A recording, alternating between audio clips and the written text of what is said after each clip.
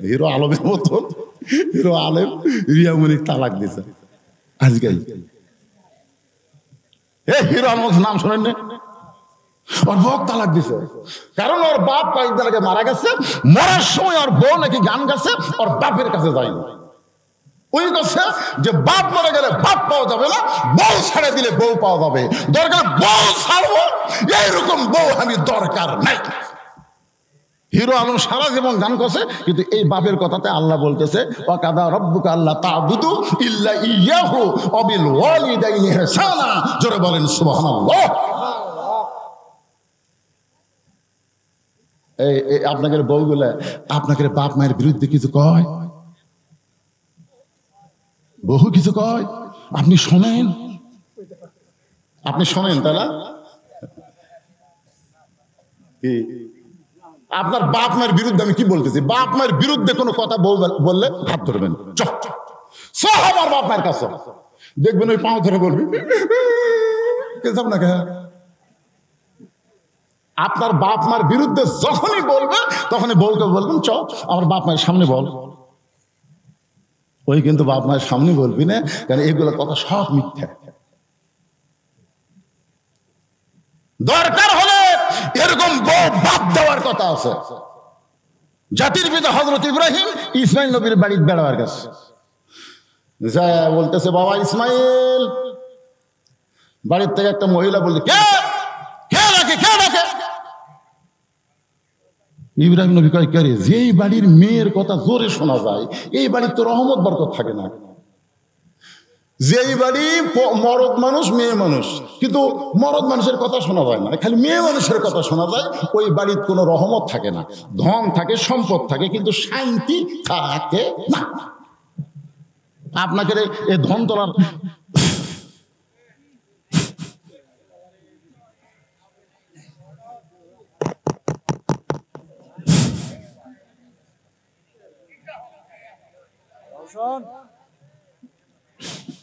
ধৈর্য ধরা লাগবে, ধৈর্যের উপর ওয়াজ হচ্ছে দীর্ঘ।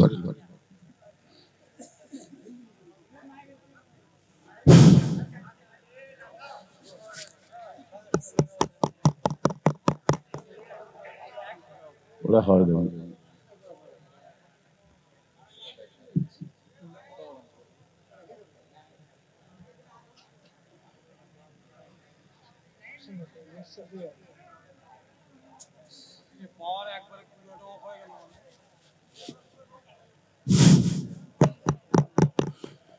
এই তো ধৈর্য আল্লাহ মাঝে মধ্যে পরীক্ষা করতেছে। ফিলিস্তিনে গাজায় ডোনাল্ড ট্রাম্প বলেছে তোমরা গাজা ছেড়ে দাও, আমি গোটা গাজা নতুন করে নির্মাণ করে দেব। গাজার মুসলমান বলতেছে দরকারে জীবন দেব, কিন্তু গাজা ছাড়বো না। সামান্য মাইক নাই, মাহফিল ছাড়তেছেন। মাহফিল কিসের বাগান? কতক্ষণ কিসের বাগান? এই বাগানটা উঠে আপনি ঘুরে যাচ্ছেন, এই বাগানত থেকে উঠে যাচ্ছেন কোথায়? বাড়ির যাবেন, বাড়ির যাওয়া লাগবে না, আল্লাহ হাসপাতালে নিয়ে যাবি। জোরে কোন কথা ঠিক কিনা? বেশি অহংকার করেন না ভাইজান। পেশাব লাগছে, পেশাব বন্ধ করেন। অনুনাজ্জিলু মিনাল কুরআনি মা হুয়া শিফা ওয়া রাহমাতুল লিল মুমিনিন। আল্লাহর কোরআনকে ইজ্জত করেন, যাবতীয় রোগ থেকে এই কোরআন আপনাকে হেফাজত করে দিবে। জোরে কোন সুবহানাল্লাহ। সুবহানাল্লাহ। ইন্নাল্লাহা মা'আস সাবিরিন উপরে আসতে ছিড়ে পারে এনা মেয়ে মানুষের ওয়াজ করে দিবেন না? আমার সবগুলো মরণ গেছে বিদেশে, আর এর কেদা মোশান হচ্ছে। আমার এলাকার এক ছেলে বিদেশে গেছে, বাপে জমি বিক্রি করে দিছে, আর ওই শালা বইয়ের নামে অ্যাকাউন্ট করছে। বইয়ের নামে অ্যাকাউন্ট করছে। মাও কান্দার কই তোর বাপ জমি বেচে টাকা দিল, বাবা তুই যে কিছুই টাকা দিস না। ছেলে বলতেছে আমি ধরা পড়ছি, আমি জঙ্গলে জঙ্গলে ঘুরে বেড়াই, আমার এখনো চাকরি হয়নি। কত বড় মিথ্যাবাদী! বাপ খালি হামাক ধরে ওয়াক ধরে, আমার ছেলের জন্য একটু দোয়া করে। আইরে কান্দে, মাও কান্দে, বাবা কান্দে, আর এই গোপনে গোপনে বইয়ের অ্যাকাউন্টে টাকা পাঠায়। আর বউ টাকা যখন বেশি হয়ে গেছে তখন চিন্তা করছে তুই বিদেশে খেটে খেটে ঘুরে হয়ে গেছিস, তোর ধান্দা। কয়েক বছরে বাড়িতে এসে দেখে বউ নাই, খালি কান্দে। বাপ মাকে কান্দিস কে বাবা? তুই না জেলের মধ্যে ধরা পড়ছ, তুই কামাই কার্য করে পারিস। তোর বউ যে মশান মারছে, তুই আমাদের সঙ্গে গাদ্দারি করে বউয়ের নামে অ্যাকাউন্ট করছো। আজকে যে সমস্ত পুরুষ বিদেশে গেছে তাদের বউয়ের যা মশান হচ্ছে, তোর কোন কথা ঠিক কিনা? এ কথা বল না কেন? ঠিক মানে সেও হবে। আল্লাহর বান্দার একটু মনোযোগ দেন। হযরত আলী চোখের পানি বের করে মনে মনে চিন্তা করে, আজকে ফজরের নামাজ বাদ দেবার চাইছি, আমার জবান থেকে আল্লাহ সালাম কেড়ে নিয়েছে।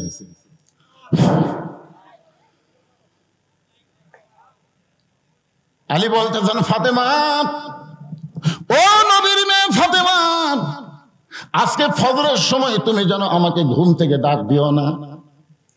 তোমার বাবার কাছে ওয়াদা করেছি, আজ থেকে আর ফজরের নামাজ আমি পড়বো না। নামাজ না পড়লেও আল্লাহ আমাকে জান্নাত দিবে। ফাতেমা মুস্কি মুস্কি হাসে। নবীর মেয়ে ফাতেমা মুস্কি মুস্কি হাসে, কারণ মা ফাতেমা একদিন চোখের পানি বের করে কাঁদতেছিল। নবী তখন ফাতেমার কাছে গিয়ে বলল, ফাতেমা, এভাবে তুমি কেন কাঁদতেছো? ফাতেমা বলে, বাবা, এমন একজন গরিবের সঙ্গে আমার বিয়ে দিলেন, যে গরিবটা সংসার চালাবার পারে না। সকালবেলা কোনোদিন খাবার পাইলে রাতের বেলা খাবার থাকে না, কোনোদিন রাতে খাইলে সারাদিন আর খাওয়া থাকে না। হাসান হোসেন ক্ষুধার জ্বালা আমার কাছে খাবার চাই, আমি খাবার দিবার পারি না, আপনার কাছে যাই। ও গো বাবা, দুনিয়া থেকে কোনো ধনী ছেলে আমার জন্য পান নাই, এমন গরিবের সঙ্গে আমার বিয়ে দিয়েছেন, আমার জীবনটা কেমন হয়ে গেল। রাসূল কান্দার বলে, ফাতেমা, আল্লাহর পরে কাউকে যদি সেজদা দেওয়ার হুকুম থাকতো ফাতেমা, তাহলে তোরে বলতাম আলীর পায়ে সেজদা কর। ও ফাতেমা, আমি দুনিয়ার ধনী যুবকের সঙ্গে বিয়ে দিবার চাইছিলাম, কিন্তু আল্লাহ তাআলা ঘটকালি করে আলীর সঙ্গে তোর বিয়ে দিছে। এখন বল রে মা, আল্লাহ যদি ঘটকালি করে তাহলে বল আমি নবী কি করতে পারি? সঙ্গে সঙ্গে ফাতেমা চোখের পানি মুছে মুসকে হাসিয়ে বললেন, বাবা, আমার স্বামীর মধ্যে এত যোগ্যতা আছে, এটা যদি আপনি আমাকে আগে বলতেন বাবা। একদিন গভীর রাত্রে হযরত আলী ঘুম থেকে চেতন পাইছে। চেতন পায় দেখে ঘরের মধ্যে হাসান হোসাইন ঘুমায় আছে, কিন্তু ফাতেমা নাই। আলী চিন্তা পড়ে গেল, কে রে, এই গভীর রাত্রে আমার দুইটা সন্তান ঘুম পাড়তেছে, আমি ঘুম থেকে চেতন না পাইলে তো এটা ধরে পারতাম না। আর বউটা কুটি, যত বড়ই হুজুর হোক, রাত্রে বউ হারালে কি হয়?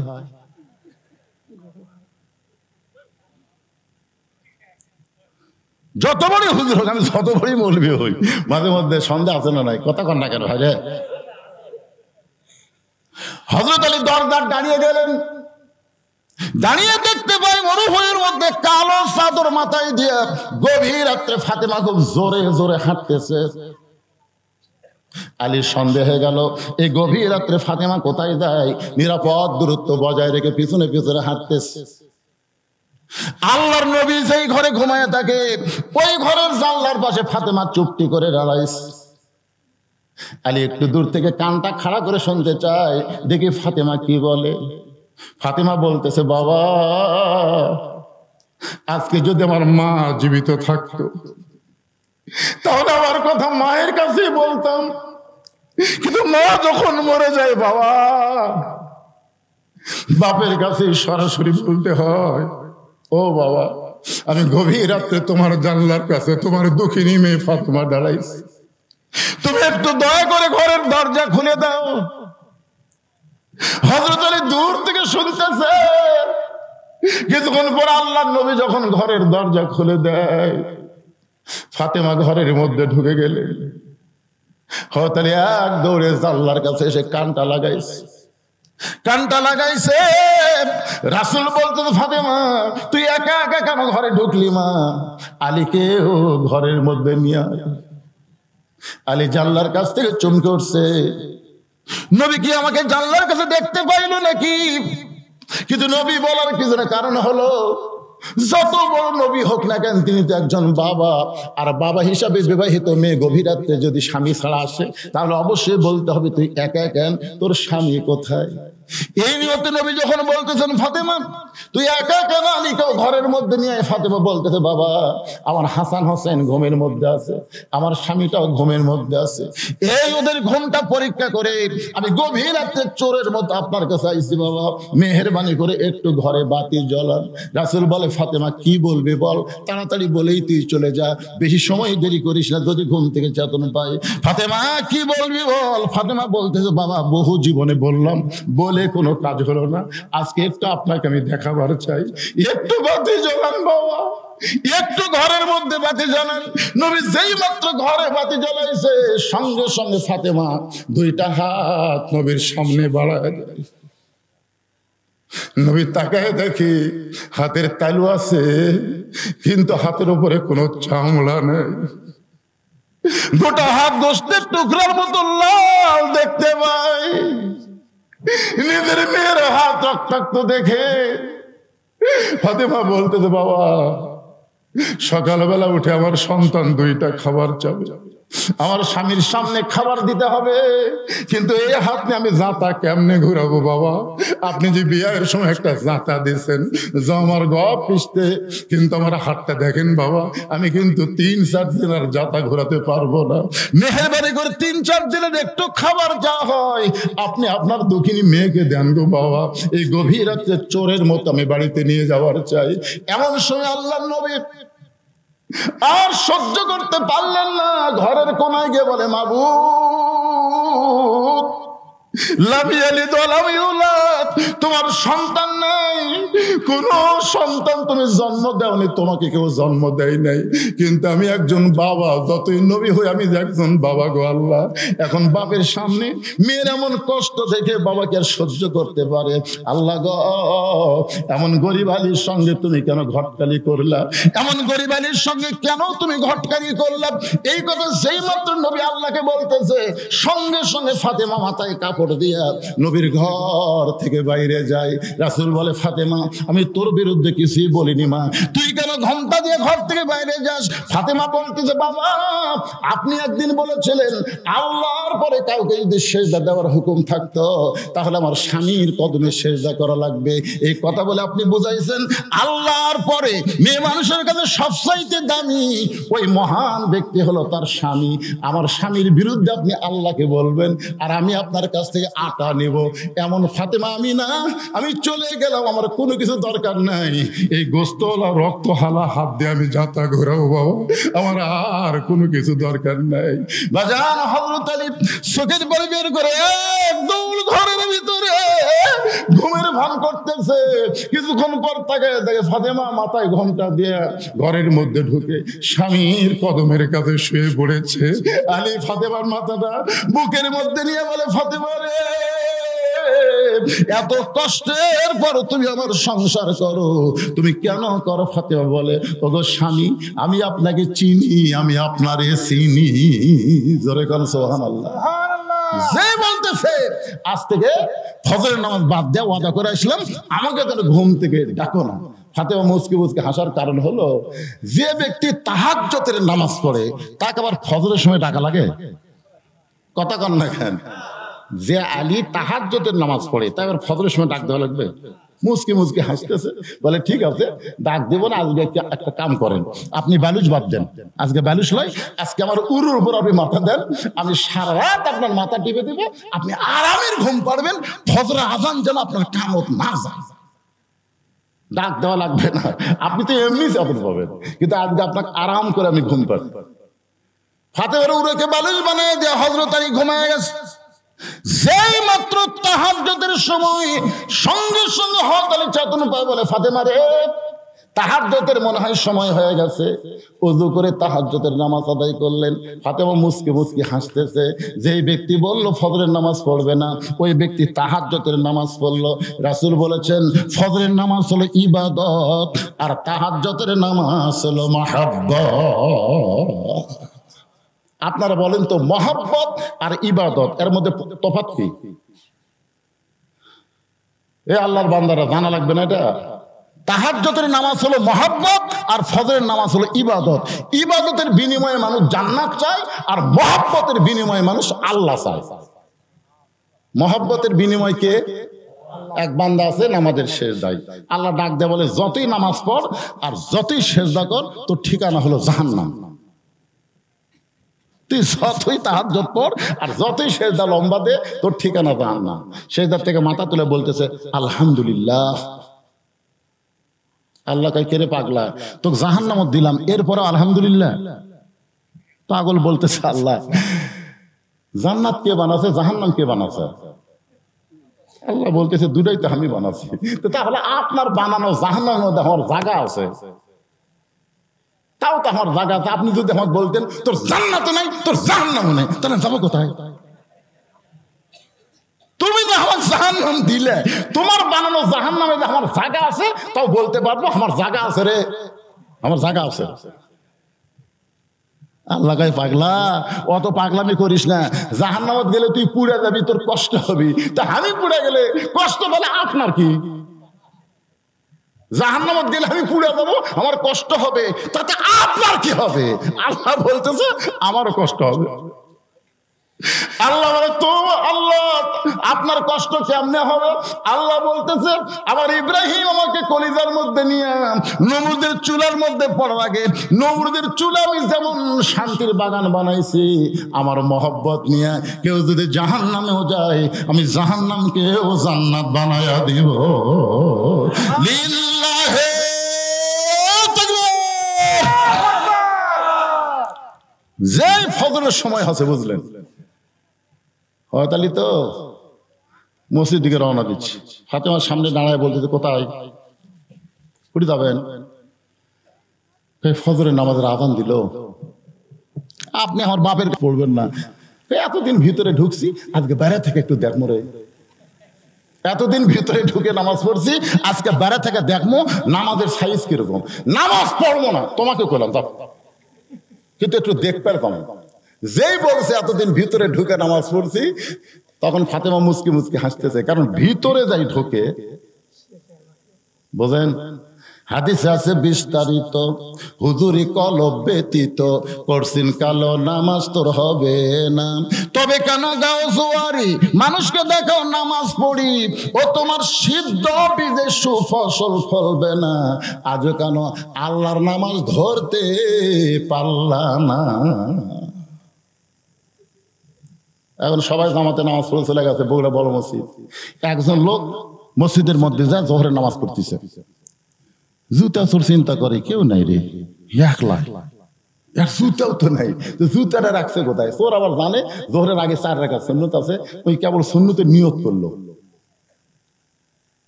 কাঠের বাক্সের মধ্যে সেই দামি জুতা।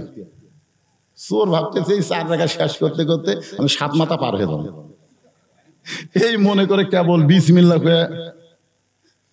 চোরেরাও কিন্তু চুরি করার আগে আল্লাহ ধরাধার না পড়ি, ধরাধার না কয় না।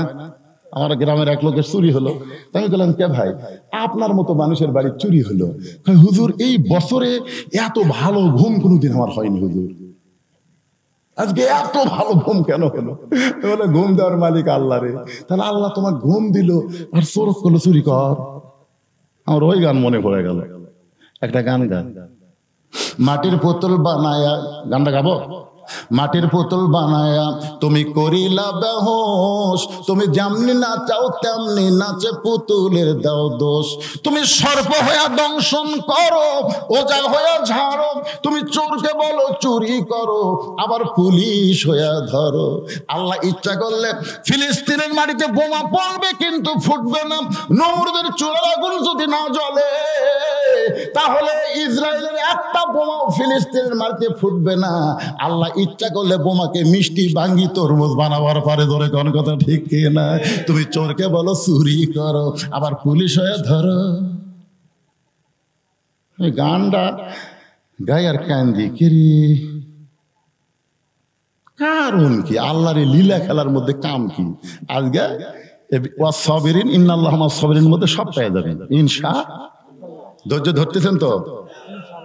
কয়টা বাজে দেখি তো, বাজুক অসুবিধা কি? সারা রাত হবি না, একটু মনোযোগ দিয়ে শোনেন। আস্তাইনু বিসসবরি ওয়াস সালাহ, আল্লাহর কাছে কিছু পাবার গেলে ধৈর্যের কথা আল্লাহ আগে কেন বললেন?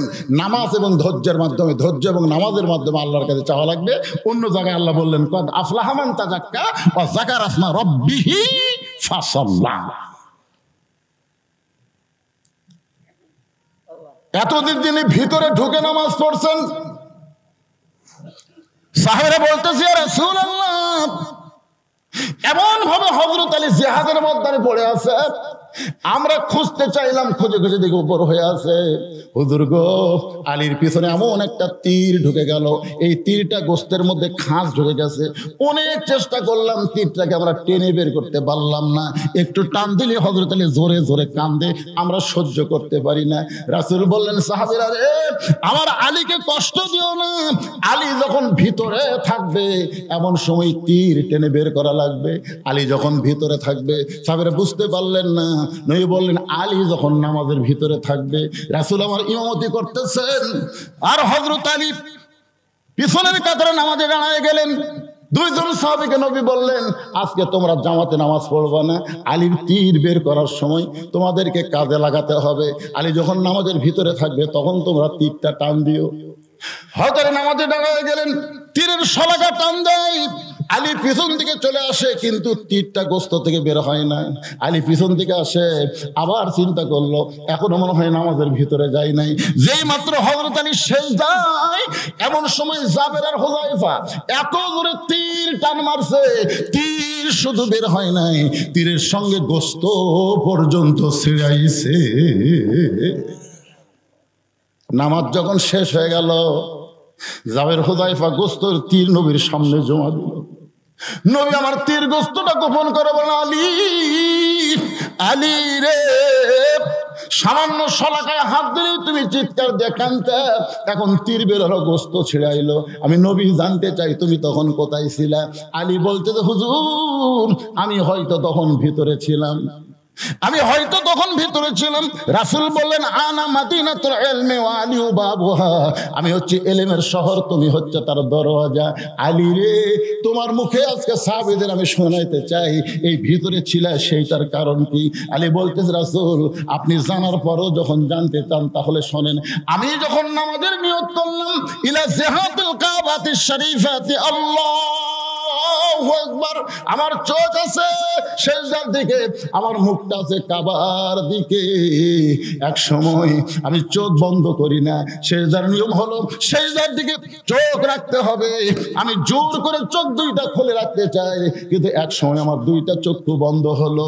ইয়ানজুরু বিনুরিল্লাহ, আমার দুইটা চক্ষু যখন বন্ধ হয়, আমার অন্তরের চক্ষু আল্লাহর নূরের মাধ্যমে খুলে যায়।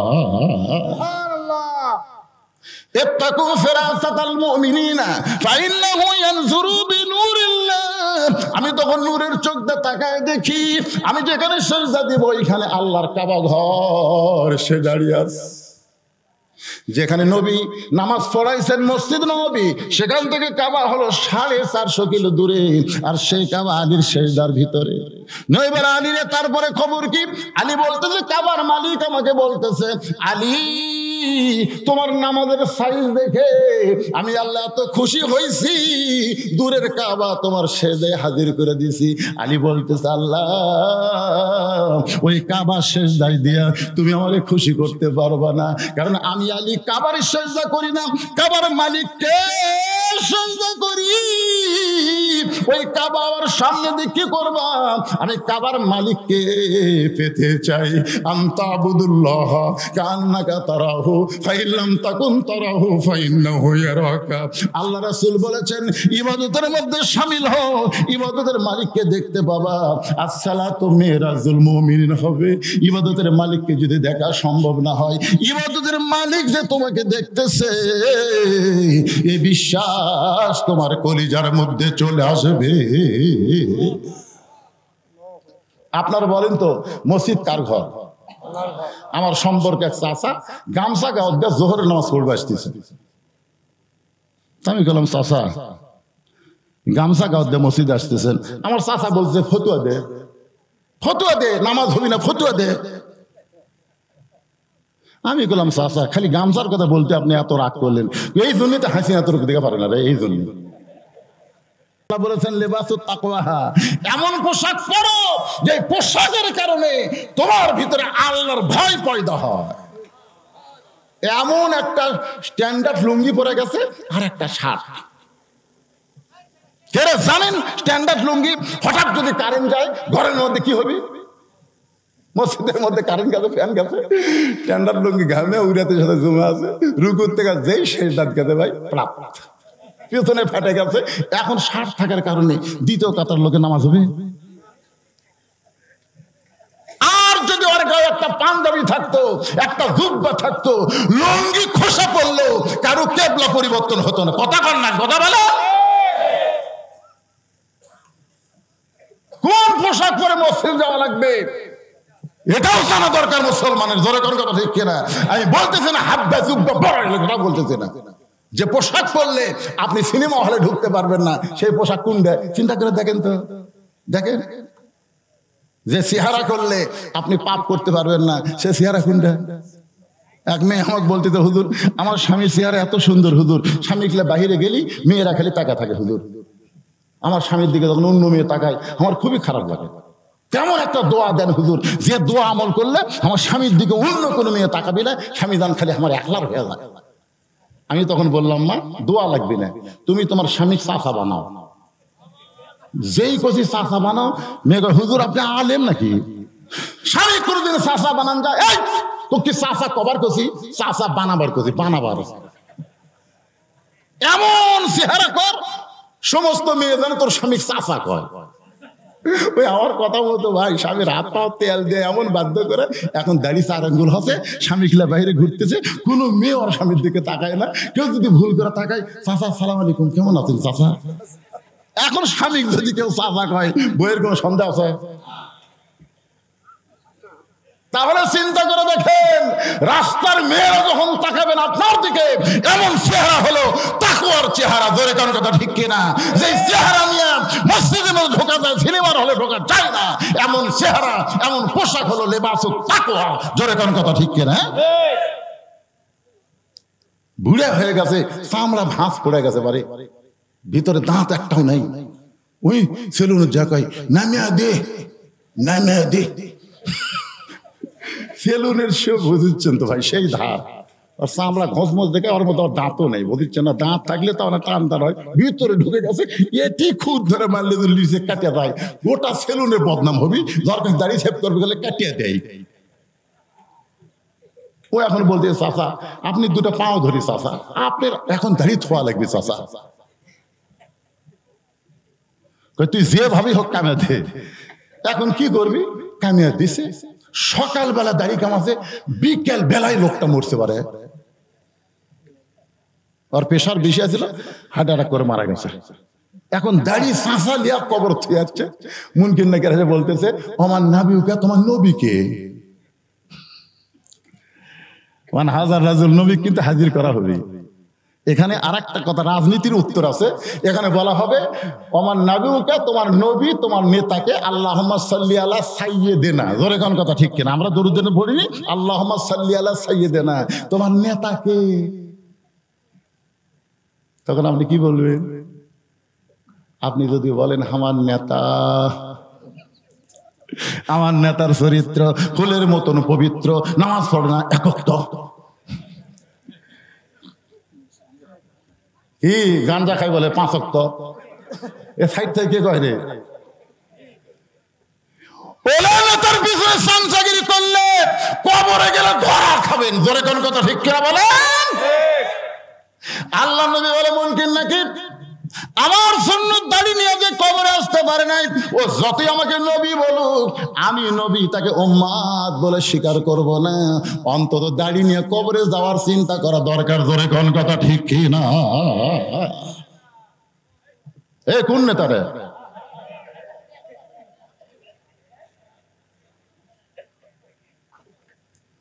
বহুদিন হলে আপনাকে এলাকাতে আসিনি, আমরা খুব ডাঁটের শ্রোতা পারে, খাড়া হয়ে থাকে ওয়াজ শুনতেছে, মানুষ 8 ঘন্টা খাড়াই থেকে পারে না।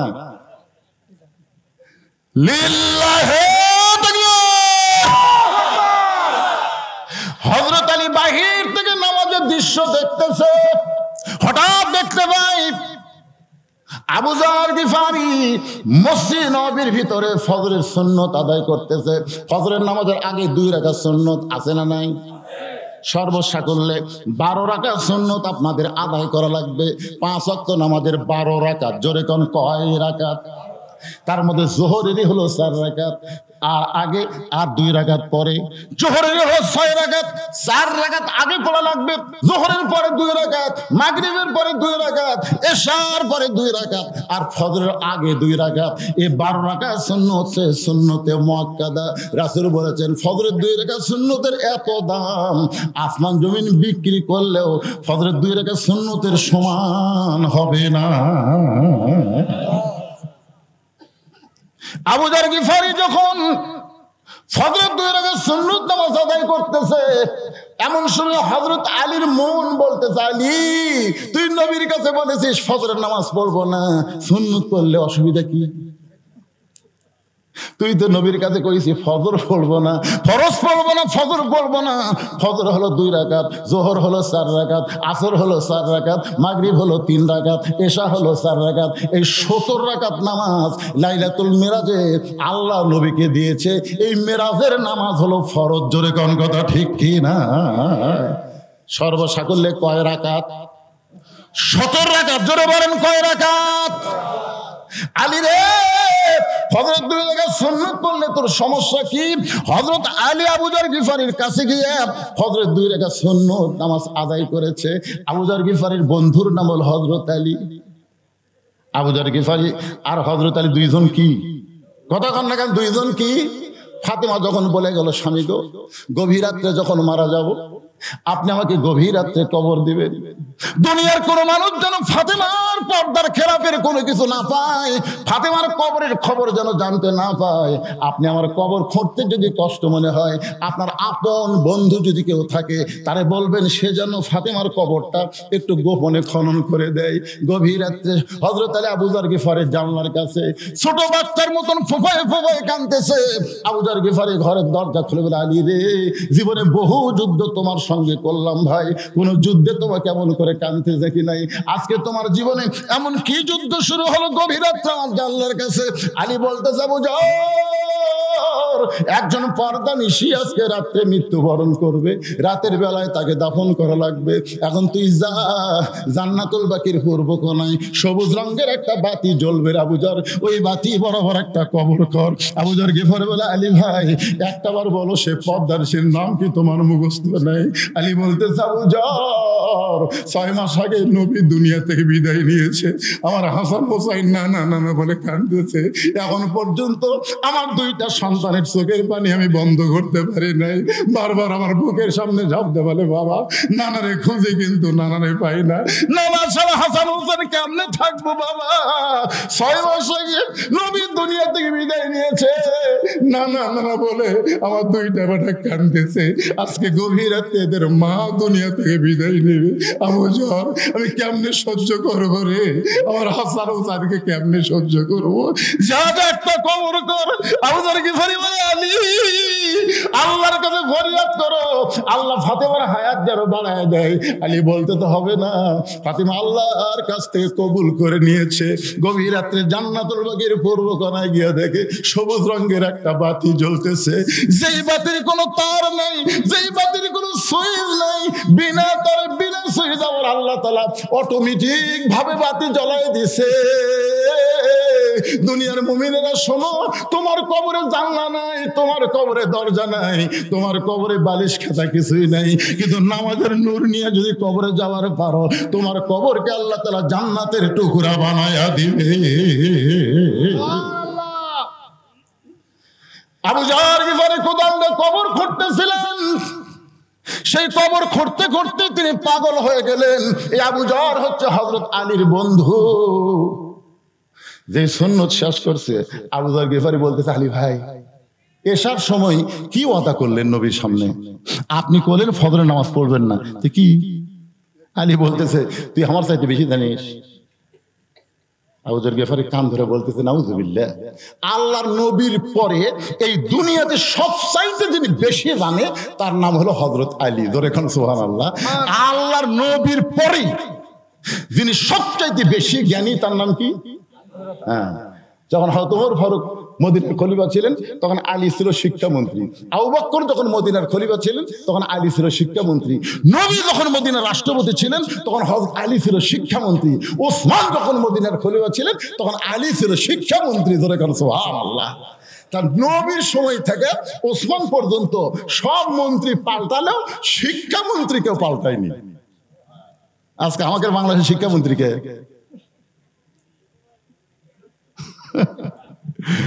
এমনি স্বল্প সব কি হচ্ছে, পিঠের উপর ব্যাগ লিয়া পেশাব দিয়ে 40 লিখতেছে, একটা যন্ত্র ধরে আগে চায়ের পরে শূন্য।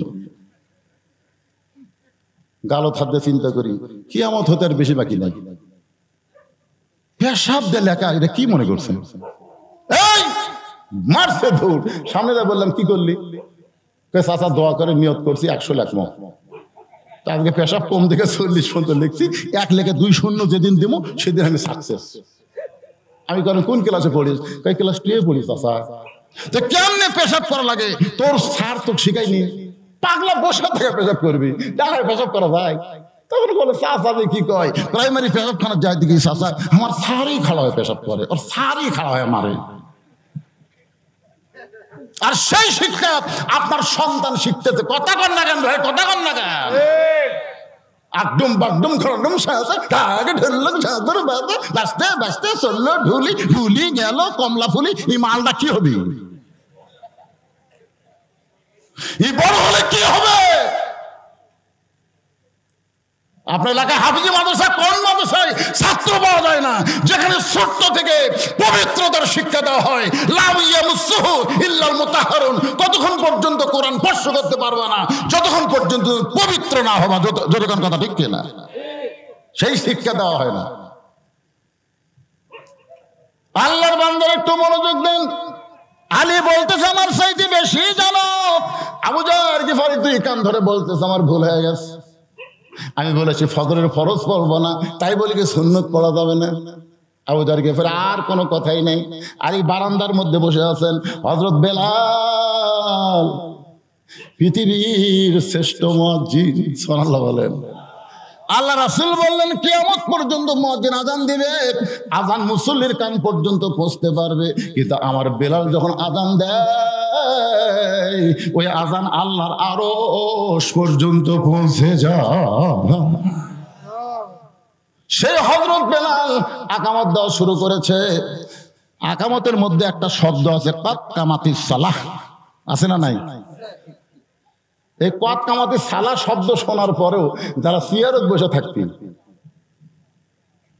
আপনাদের এলাকার মসজিদের মধ্যে সিয়ার আছে? আছে কি? ওয়াজ বাদ দা লিখবি বাতের কথা দেখা দেখা। হ্যাঁ,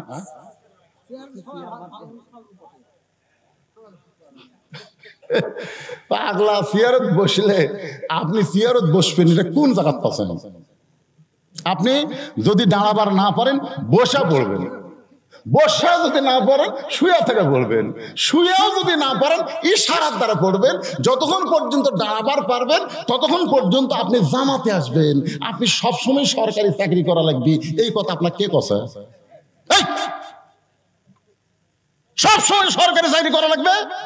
7 বছর পর্যন্ত চাকরি করছেন, সরকার দেখতেছে, আমার জন্য তার যৌবনটা দিয়ে দিল, বুড়া বয়সে আমি বসা বসা পেনশন দেবো। ধরে কোন কথা ঠিক কিনা? কিন্তু সরকারি চাকরি করলে সরকার যদি পেনশন দিবার পারে, 60 বছর পর্যন্ত যারা জামাতে নামাজ পড়ছে, বুড়া বয়সে যদি জামাতে নামাজ না পড়া পারে, যেখানেই নামাজ পড়ুক ওই জামাতের সওয়াব আল্লাহ তাকে বসা বসা পেনশন হিসাবে দিয়ে দিবে। ধরে কোন কথা ঠিক কিনা?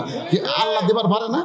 হাসরের ময়দান আল্লাহ কি বলবে? তোমার শৈশব কালের কোনো হিসাব আমি নেব না, তোমার বুড়া কালের কোনো হিসাব দেওয়া লাগবে না, খালি যৌবনের হিসাব দাও, জান্নাতে চলে যাও। আল্লাহ রাসূল বলেছেন জামাতে নামাজ পড়া যেমন ওয়াজিব, কাতার সোজা করা হলো কারিমুল ফরজ ওয়াজিব। কাতার সোজা করা হলো ফরজের নিকটবর্তী ওয়াজিব। কাতার সোজা করা, কথা কর না কেন? কি সোজা করা? কাতার সোজা করার নিয়ম হলো পায়ের গোড়ালির সঙ্গে গোড়ালি মিল করা লাগবে, গোড়ালির সাথে গোড়ালি মিল করা লাগবে। আগালি মিল করলে হবি না, কারো পাও 3 পা হাত, কারো পাও আধ হাত, আগা মিল করবেন গোড়া। ফাঁকাটা পরে আসতেছি, 3 জায়গা ফাঁক হয়ে যাবি না। কয় জায়গা? 3 জায়গা ফাঁক হওয়া যাবি না। কিন্তু যখন করোনা হয়েছিল তখন হলে ফতোয়া চলে না হুজুর।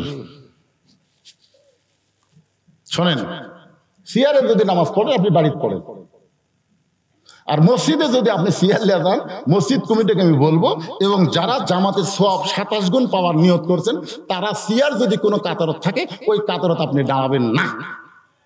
যদি দাঁড়াবার চান আপনার 4 জন মিলে সিয়ার আলাগ ধরবেন। মানে ওই তো হাঁটবার পারে না, ওই লোলবার পারে না, শান করে লিয়ে এসে সিয়ারত বসে থাকে। ওইকে হাঁটে হাঁটে আসতে দেয়, ও শান করে লিয়ে এসে বসে থা লাগছে। তা আপনারা 4 জন 4টা পাও ধরে ও কান্দত করে বারান্দা লিয়ে ছুবেন, বারান্দা থুয়ে আপনারা কাতার সোজা করবেন। পৃথিবীর কোন আলে আজ পর্যন্ত বলতে পারবে না এই কোরআনের আয়াত যদি তেলাওয়াত করে কুমু লিল্লাহি কানিতিন, নামাজের ভিতরে বাহিরে যে ফরজগুলো আছে 13টা, তার মধ্যে একটা ফরজ হলো দাঁড়িয়ে নামাজ পড়া। জোরে করে কথা কন না কেন? আল্লাহর বান্দারা যেই মাত্র কদ কামাতিস সালাহ সঙ্গে সঙ্গে হতালি মারছে দৌড়। কুমু লিল্লাহি কানিতিন, আল্লাহ বলতেছেন দাঁড়াও, আনুগত্য নিয়ে আল্লাহর জন্য দাঁড়াও।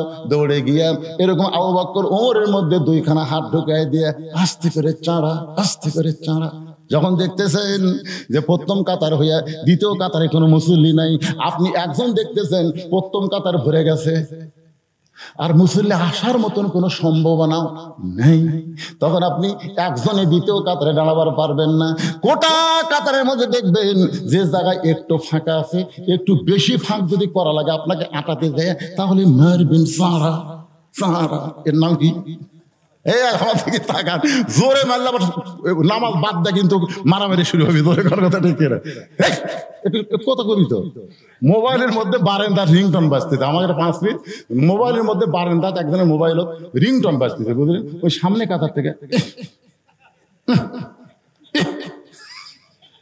ইরে, মানে যতবার রিংটন বাজে ওই ইরে ইরে, মানে ওর এত ভাগ ধরে গেছে। নামাজ শেষ করলে আমি বললাম, কে ভাই এলা কি করলেন? হুজুর হাত বান্ধা ছিল দেখে আমি যাওয়ার পারিনি হুজুর। হাত বান্ধা না থাকলে ওর চাপ আমি ফাটানো নি। কেন তুই মসজিদে ঢুকবো, মোবাইল বন্ধ করবো না? কি বুঝতেছেন? মারামারি করা যাবে না। আস্তে করে হযরত আলী চাঙা দিয়ে মাঝখানে আল্লাহু আকবার। ফজরের নামাজ শেষ হলে নবী মুসল্লির দিকে মুখ করলেন। 2 ওয়াক্ত নামাজের সালাম ফিরে নবী সাহাবীর দিকে মুসল্লির দিকে মুখ করে। একটা হলো ফজর আর একটা হলো আসর। এই 2 ওয়াক্ত নামাজের পরে কোনো সুন্নত নফল নাই। তাকায় দেখে 30 রত্ন এক জায়গায়। 30 রত্ন। কয় রত্ন? 3টা রত্ন। আবু বকর ওমর মাঝখানে আলী। রাসূল বলেন, আলী দাঁড়াও। আবু বকর মুস্কি মুস্কি হাসতেছে, কারণ নবী ঘুমুর ফাঁস করে দিয়েছে এসার সময়। আবু বকর মুস্কি মুস্কি হাসে। নবী বলে, আলী রে, তুমি না আমার কাছে বলে গেলে ফজরের নামাজ পড়বা না, আবার সামনে কাতারে কেন দেখা যায়? আলী কান্দে, শুধু কান্দে আর কান্দে। রাসূল বলে, আলী কান্দো কেন? আলী বলে, হুজুর বহু চেষ্টা করছি হুজুর, ফজর পড়বো না। আমি নামাজ ছাড়তে চাইলে কি হবে? নামাজ আমাকে ছাড়ে না। আজকে ধৈর্য নিয়ে যদি নামাজ পড়তে পারেন, মসজিদের মধ্যে এত ঘড়ি কেন দেখা লাগবে? আপনি 5 মিনিট পরে আসরের জামাত হবে, আপনি 5 বার ঘড়ি দেখলেন, বারবার ঘড়ি দেখতেছেন। আপনি কি জানেন আল্লাহুম্মা আফতাহ লি আবওয়াবা রাহমাতিক, এই দোয়াটা পড়ে যার মধ্যে ঢুকলেন, যতক্ষণ থাকবেন গো আল্লাহর রহমত অবারিত আপনার উপর বর্ষিত হবে। আপনি সেই জায়গায় 5 বার ঘড়ি দেখলেন 5 মিনিটে, অথচ সালাম ফিরে নেওয়া শেষ হয়ে গেল। 4টা লেগে আপনি 1 ঘন্টা গল্প মারতেছেন, একটা বারও আপনি ঘড়ি দেখেন না। জোরে কোন কথা ঠিক কিনা? আল্লাহ বলেছেন, যদি নামাজের মজা পাওয়ার চাও, নামাজ আর ধৈর্যের মাধ্যমে আল্লাহর কাছে যা চাইবে আল্লাহ তোমাকে তাই দিয়ে দিবে। ইন্নাল্লাহা মা'আস সাবিরিন, নিশ্চয়ই ধৈর্যশীলদের সঙ্গে আল্লাহ আছে।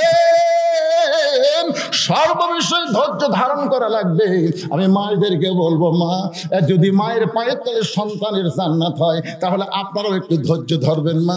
একটু প্রসব বেদনা হবে, একটু প্রসব বেদনা হবে মা, হবে তো হবে, তা কি হয়েছে, এইটা সহ্য করবেন। কি বলবো প্রসবের কথা, মা বিনে সেই ব্যথা কেউ তো বুঝিবে না। মাজন ঠেকিয়ে সন্তানের দায়, অকালে মা মারা যায়, কেন সে মায়ের ভক্তি করবা না, এমন দরদি ভাবে কেউ। মা মা গো, আমরাও কিন্তু ধৈর্য ধরছি। হাসিনা যা অত্যাচার করছিল আর ধৈর্য ধরিনি। হ্যাঁ, কি ধৈর্য বাড়ি। বিএনপি এত বড় দল, ইউনূস আসার পর থেকে খালি নির্বাচন নির্বাচন নির্বাচন। হাসিনা যদি না যেত 29 সালের আগে নির্বাচন, যারা মুখ দেবার করবে তারপর ধরে নিয়ে যাবে। কথা কর না কেন, মন খারাপ করে না ভাই। কে রে পাগলা, ইউনূস দে কয়দিন থাকবি রে ভাই রে। কি মরদ মানুষ। হ্যাঁ, আজকে দেখলাম গোটা পৃথিবীর মধ্যে টাইম ম্যাগাজিনে 100 জন প্রভাবশালীর আজকে তালিকা প্রকাশ করছে, তার মধ্যে নাই ডক্টর ইউনূসের নাম আছে। গোটা পৃথিবীতে 7 জন মানুষ একাধারে 3টা পুরস্কার পাচ্ছে, তার মধ্যে একটা হলো ডক্টর ইউনূস, যিনি ডোনাল্ড ট্রাম্পের কাছে গেলে ডোনাল্ড ট্রাম্প দাঁড়ায় থাকে, তাকে চেয়ার দেয়। এই মরদক চিল্লা না বারে। কে সুদ খায়?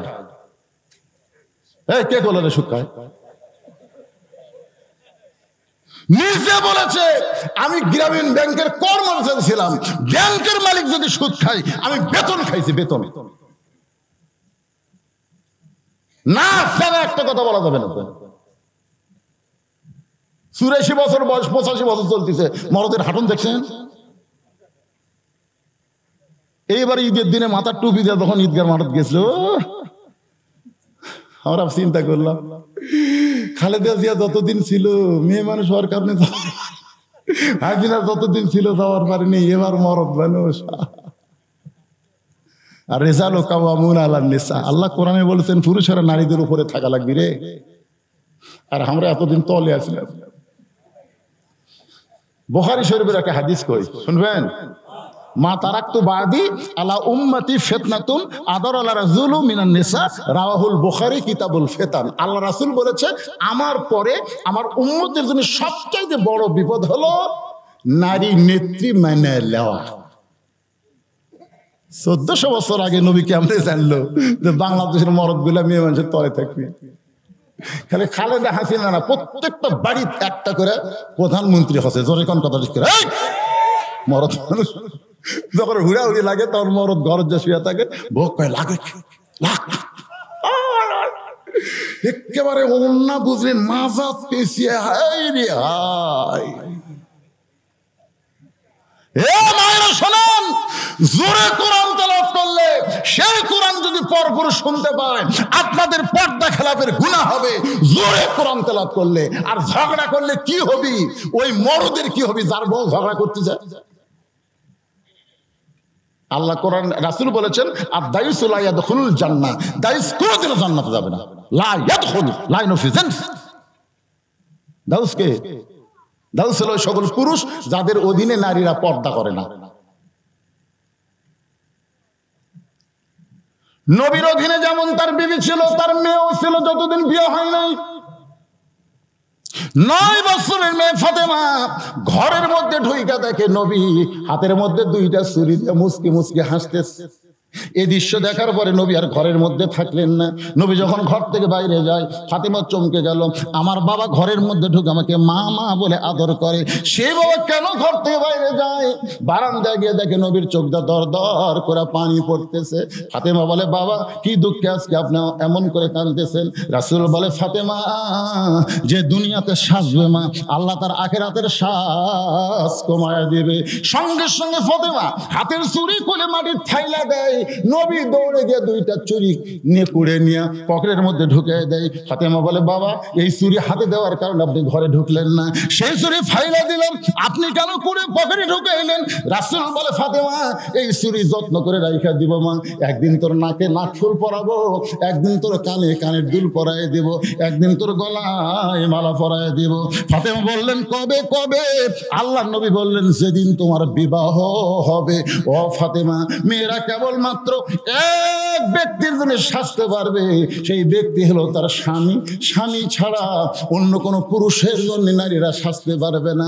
আবার মায়েরা, যাদের স্বামী বিদেশে গেছে, বিদেশে কষ্ট করে টাকা পয়সা কামাই করতেছে, আপনি আমানত স্বরূপ বাড়িতে থাকবেন মা, দুনিয়ার কোনো পুরুষ মানুষ যেন আপনাকে দেখতে না পায়, স্বামীর সঙ্গে সাইজা গুইজা থাকবেন, অন্য কোনো পুরুষের জন্য কোনো নারীরে সাজা জায়েজ।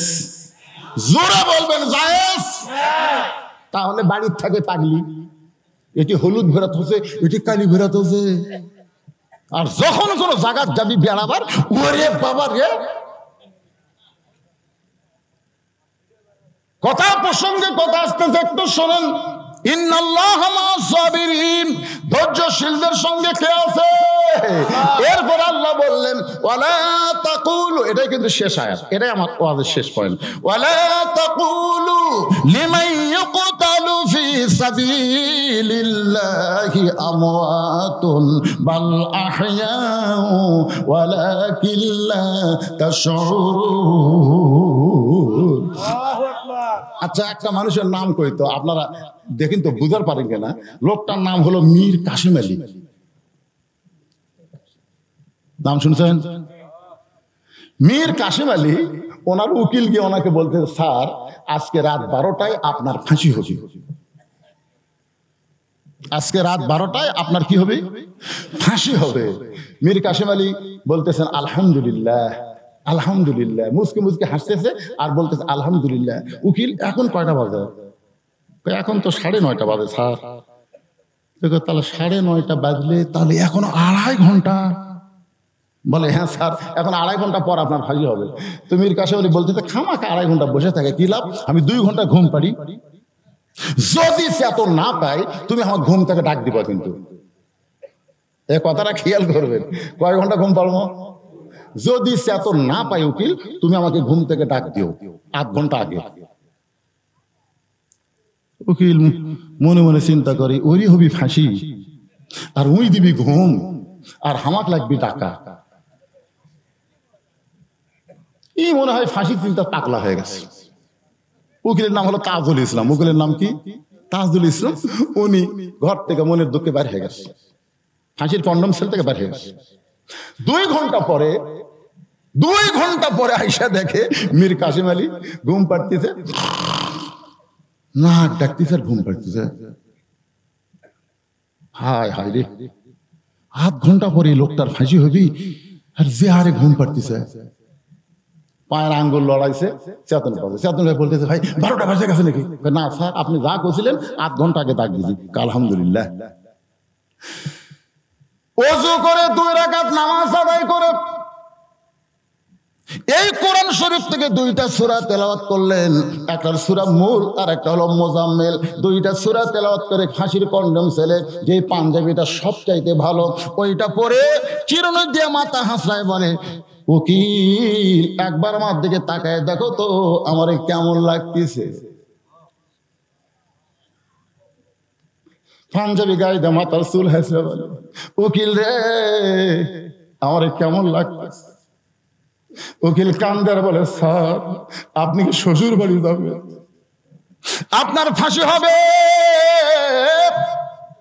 মীর কাসেম আলী মুসকে মুসকে হাসে, বলে, উকিল ফাঁসি হবে আমার, আর তুমি কেন কাঁদতেছো? তুমি কি জানো 2 ঘন্টা ঘুমের ভিতরে আল্লাহ পাক আমাকে রেজাল্ট জানাইছে। এই দুনিয়াতে যাদেরকে অন্যায় ভাবে হত্যা করা হবে, অন্যায় ভাবে ফাঁসি দেওয়া হবে, তাদের মৃত্যু হবে না। দুনিয়াতে ফাঁসির মঞ্চ থেকে আল্লাহ তাদের জন্য 8টা জান্নাতের দরজা খুলে দিবে। বাজার আজকে ফিলিস্তিনের মা সন্তান জন্ম দেওয়ার পরে বলে, আল্লাহ আমার সন্তানকে আমি ডাক্তার বানাতে চাই না, আমার সন্তানকে আমি ইঞ্জিনিয়ার বানাবো না, আমার সন্তানকে তোমার দ্বীনের মুজাহিদ হিসেবে কবুল করে নাও। বুখারী শরীফের হাদিস, আনাস রাদিয়াল্লাহু থেকে বর্ণিত, মাহাদান ইয়াদখুলুল জান্নাতা ইহুব্বান ইয়ারজি ইলা দুনিয়া ওয়া লাহুম আলাল আরদি মিন শাইইন ইল্লা শাহীদুন ইয়াতামান্না আন ইয়ারজি ইলা দুনিয়া ফায়ুক্তাল আশারা মাররাতান লিমা ইয়ারা মিনাল কারামাতি, রাওয়াহুল বুখারী কিতাবুল মাগাজি। আল্লাহ দেখবেন জান্নাতে একদল মানুষ দুনিয়াতে আসার জন্য ছটফট করতেছে, জান্নাতুল ফেরদাউস থেকে একদল মানুষ দুনিয়াতে আসার জন্য ছটফট করতেছে। আল্লাহ বলে, বান্দারে আমি তোমাদেরকে জান্নাতুল ফেরদাউস দিলাম, তোমরা সেখান থেকে কেন দুনিয়াতে যাবার চাও? তারা বলবে, আল্লাহ আপনি আমাদের জান্নাতুল ফেরদাউস কেন দিলেন? বলে, তোমরা দুনিয়াতে শহীদ হয়েছো বলে আমি আল্লাহ খুশি হয়ে তোমাদের জান্নাতুল ফেরদাউস দিলাম। এবার বান্দা বলবে, আল্লাহ আল্লাহ আমাদেরকে জান্নাত ভালো লাগে না, আমাদেরকে জান্নাত ভালো লাগে না। আল্লাহ বলে, তোমাদের কি ভালো লাগে? আল্লাহ বলতেছে, ওরা বলতেছে, আল্লাহ আমরা দুনিয়াতে আবার যাব, আমরা দুনিয়াতে আবার যাব। বাতিলের বিরুদ্ধে আমরা 10 বার আশারা মাররাতান, 10 বার আমরা যুদ্ধ করে শহীদ হব। লিমা ইয়ারা মিনাল কারামাতি, প্রথম শহীদ হওয়ার সময় যে মর্যাদা, যে শান্তি আমরা পাইছি, আল্লাহ ওই শান্তি জান্নাতের মধ্যে নাই। আমরা জান্নাতের শান্তি দুনিয়াতে বাতিলের বিরুদ্ধে লড়াই করে শহীদের ভিতরে পাওয়ার চাই। আজকে ফিলিস্তিনের মুসলমানদেরকে অন্যায়ভাবে হত্যা করতেছে, তারা কিন্তু জায়গা ছাড়ে নাই অন্যায়ের প্রতিরোধ করার জন্য। তারা আল্লাহর ঈমান দেখাইছে। আল্লাহ কয়, ওয়ালা তাকুলু লিমান ইউকতালু ফি সাবিলিল্লাহি আমওয়াতুন বাল আহইয়াউ ওয়ালাকিন লা তাশউরুন। এখন আমাদের সামনে যদি এরকম বাতিল আসে, এদিকে কিছু লোক খালি গল্পই করতেছে, এরকম বাড়ির যারে পাগলারা।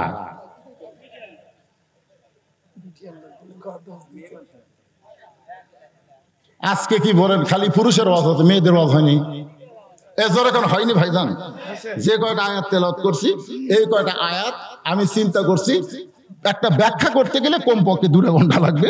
আমি একটা ঘড়ি ধরে 2 ঘন্টা আপনাদের সামনে কথা বললো। আল্লাহ এই অসুস্থ মানুষ, আমি যখন এখানে আসি তখন আমার ডায়াবেটিস ভাবে দেখি 21.8। আমার মনেই হচ্ছিল না যে আজকে আমি আপনাদের সামনে কিছু বলতে পারবো। তো যাই হোক, জিকির করতে করতে আসলাম। আসার পরে টেস্ট পাইয়া আমি আপনাদের এই বসার চেহারা দেখে, তারপরে একবার যখন কারেন্ট গেল, মাইক চালু হচ্ছে না, আবার মাইক গেল, তখন আপনার ধৈর্যের পরিচয় দিয়েছেন, আপনার ওটা বসা করেননি। ইন্নাল্লাহা মা'আস সাবিরিন। আজকের এই মাহফিলটা আমাদের ধৈর্যশীল হিসাবে কবুল করে আল্লাহ আমাদের পক্ষে থাক, সঙ্গে থাক। সবাই বলে আল্লাহুম্মা আমিন। ভাইজান যারা যেখানে গাড়ি আছেন, যদি একটু বসা যায়, কারণ মোনাজাতের সময় বসা মোনাজাত করা হলো আদবি, যদি একটু বসা যায় তাহলে আপনার একটা আল্লাহর রাস্তায় বসেন, আর যদি না বসা যায় দাঁড়িয়ে থেকে মোনাজাতে শামিল হবেন। আস্তাগফিরুল্লাহাল্লাযী লা ইলাহা ইল্লা হুয়াল হাইয়ুল কাইয়্যুম আতুবু ইলাইহি। আল্লাহুম্মা সাল্লি আলা মুহাম্মাদ, আল্লাহুম্মা বারিক আলা মুহাম্মাদ, আল্লাহুম্মা সাল্লি আলা সাইয়্যিদিনা মুহাম্মাদ। বিসমিল্লাহির রহমানির রহিম। আমাদের বাপ মাতাদের কবরের কাছে আজকের এই মাহফিল আমি খুবই খুশি যে এখানে কোনো প্রকার আদায় নাই, কোনো আদায় নাই। প্রবাসে যারা আছে তারা টাকা দিচ্ছে, এলাকার গরিব গুরবা যারা সাধারণ মানুষ তারা টাকা দিয়ে আজকের এই মাহফিল করতেছে। তাদের জন্য প্রাণ খুলে আমরা একটু দোয়া করার দরকার আছে না নাই? দরকার আছে না নাই? সবাই একটু হাত তুলে আল্লাহুম্মা আমিন। আল্লাহুম্মা আনতাস সালাম ওয়া মিনকাস সালাম তাবারাকতা ইয়া যাল জালালি ওয়াল ইকরাম। মাবুদ, কঠিন গরমের ভিতরে চাপাচাপি করে তোমার হাজারো বান্দা বান্দিরা আরামের ঘুম, বাড়ির ফ্যানের বাতাস বাদ দিয়া এই জান্নাতের বাগানে বসে দীর্ঘ সময় আলোচনা শুনেছি। মেহেরবানি করে আজকের মাহফিল আমাদের সকলের হেদায়েতের জন্য, নাজাতের জন্য, জান্নাতের জন্য কবুল করো। এই মাহফিলের শুরু থেকে শেষ পর্যন্ত যত আলোচনা হয়েছে আল্লাহ, এই আলোচনার মধ্যে যদি কোনো ত্রুটি হয়, যদি কোনো ভুল হয়, আল্লাহ তুমি মাফ করে দাও। আল্লাহ গো, এর যা হাদিয়া মঞ্জুর করো। ও মাবুদ, আমরা যারা হাত তুলেছি আল্লাহ, আমাদের জনম দুঃখিনী মা যাদের কবরে চলে গেছে আল্লাহ, আমাদের দরদের বাবা যাদের অন্ধকার কবরে চলে গেছে, বাবা মার কবরকে আল্লাহ জান্নাতের টুকরা হিসাবে কবুল করে দাও। সকলে বলেন রব্বির হামহুমা কামা রব্বায়ানি সগীরা। আমাদের দাদা দাদি, নানা নানা, আত্মীয় স্বজন, শ্বশুর শাশুড়ি, পাড়া পড়শি যারা অন্ধকার কবরে, সকল কবরবাসীদের আল্লাহ তুমি মাফ করে দাও। এই মাহমুদপুর ধনতলাকে আল্লাহ তুমি কবুল করে নাও। যে যুবকেরা কষ্ট করে মেহনত করে ফকিরের মতন ভিক্ষা করে করে টাকা পয়সা জোগায়া আজকে জান্নাতের বাগান লাগাইছে, এই যুবকগুলোকে আল্লাহ তোমার কোরআনের জন্য, আল্লাহ ইমানের জন্য, নামাজের জন্য আল্লাহ তুমি কবুল করে নাও। আল্লাহ এদের প্রতি রহমত করো। বাইরে যারা আছে, প্রবাসে থাকে, মাহফিলে উপস্থিত হতে পারে নাই, হয়তো লাইভের মাধ্যমে তারা দেখতেছে, আল্লাহ যিনি যেখানে আছে সেখানে আল্লাহ তুমি তাকে ভালো রেখো। আল্লাহ তার শরীরকে সুস্থ রেখো। বেশি বেশি কামাই করার তৌফিক দাও, ভালো কাজে খরচ করার তৌফিক দিয়ে দিও। মাবুদ, আমার মা বোনেরা পর্দার অন্তরালে বসে আলোচনা শুনেছে, আমি দোয়া করে দিলাম আল্লাহ আমার মা বোনদেরকে ধৈর্যশীলা কবুল করো, আবেদা সালিহা কবুল করো, মা ফাতেমার চরিত্র দান করে দাও। আল্লাহ আজকের মাহফিলের সম্মানিত সভাপতিকে আল্লাহ তুমি কবুল করো। আজকের মাহফিলের সম্মানিত সহসভাপতিকে আল্লাহ তুমি কবুল করো। আজকের মাহফিলের প্রধান অতিথিকে আল্লাহ তুমি কবুল করো। বহু মাহফিলে গেলাম, প্রধান অতিথি বক্তব্য দেওয়ার পরে আর তেজে থাকে না, কিন্তু আজকে দেখলাম প্রধান অতিথি মাহফিলের শুরু থেকে আখেরি মোনাজাত পর্যন্ত আছে। আল্লাহ তার নেক নিয়ত জনগণের খাদিম হবে। আল্লাহ গো, নেতা হবে না, আর সে খাদিম হয়ে জনগণের খেদমত করতে চায়। ওমর ফারুকের মতন চরিত্র তাকে দান করে জনগণের খাদিম হওয়ার নিয়তটা আল্লাহ তুমি তাকে কবুল করে নাও। আয় আল্লাহ, শহীদ জিয়ার আদর্শ দল করে আমি যখন প্রথম 11 সালে হজ করতে গেলাম, আমি দেখলাম আরাফার ময়দানে প্রত্যেকটা গাছের গোড়ায় লেখা আছে জিয়াটিরি। নিমের গাছের বাতাস যখন শরীরে লাগতেছে, মনে হয় জান্নাতের বাতাস হাজী সাহেবরা পাইতেছে। আল্লাহ সেই শহীদ প্রেসিডেন্ট জিয়াউর রহমানের বিএনপি দল, আল্লাহ গো, যে ধর্ম নিরপেক্ষতা থেকে লাথি দিয়ে আল্লাহর প্রতি পূর্ণ আস্থা বিসমিল্লাহির রহমানির রহিম দিয়ে সংবিধান করলেন, আল্লাহ তাকে তুমি কবুল করো। খালেদা জিয়া অসুস্থ অবস্থায় বিদেশের মাটিতে আছে, আল্লাহ তাকে তুমি সুস্থ করো। আল্লাহ গো, আমরাও যারা অসুস্থ অবস্থায় হাত তুলেছি আমাদেরকে সুস্থতা দান করো। আল্লাহ কে কত দূর থেকে এসেছে, আল্লাহ সকলকে আল্লাহ তুমি কবুল করো। মাবুদ রে, আমরা ফকির, তুমি হলো বাদশাহ। আল্লাহ দুনিয়ার কোন দরজায় ফকির ভিক্ষা না পাইলে আর একটা দরজার দিকে দৌড় দেয়, কিন্তু তুমি ছাড়া আমাদের আর কোনো দরজা নাই। আল্লাহ গো, তোমার দরজায় ফকির হয়ে দোয়া করি, এই ফকিরদেরকে আল্লাহ গভীর রাত্রে তুমি ফিরা দিও না। আল্লাহ তুমি কবুল করে না, আমাদেরকে মাফ করে দাও। আল্লাহ যারা কষ্ট করে মেহনত করে আল্লাহ আজকের মাহফিলে উপস্থিত হয়েছে, আল্লাহ সবাইকে তুমি মাফ করে দাও। কঠিন মুসিবতের সময় আমাদের ঈমানটা জারি রেখো। ফিলিস্তিন মুসলমানের জন্য আমরা কলিজা ফাটা কান্না নিয়ে দোয়া করি। আল্লাহ গো, আমির পাখি দিয়ে তুমি আব্রাহা বাদশাকে ধ্বংস করেছো। আল্লাহ তোমার বাইতুল্লাহ তুমি ধ্বংস করতে আইছিল, তাদেরকে তুমি ধ্বংস করে দিছো। তোমার বাইতুল মুকদ্দাস একই জায়গায় তুমি বলেছো সুবহানাল্লাহ আসরা বিআবদিহি লাইলাম মিনাল মাসজিদিল হারাম ইলাল মাসজিদিল আকসা। আল্লাহ ফিলিস্তিনের মুসলমানকে তুমি বিজয় দাও। আল্লাহ আব্রাহাকে যেমন ধ্বংস করে দিয়েছো, পৃথিবীর মানচিত্র থেকে ইহুদিদেরকে আল্লাহ তুমি ধ্বংস করে দাও। আল্লাহ আমাদের প্রতিবেশী ভারতে মুসলমানদের কষ্ট দেয়, মসজিদ ভাঙতেছে।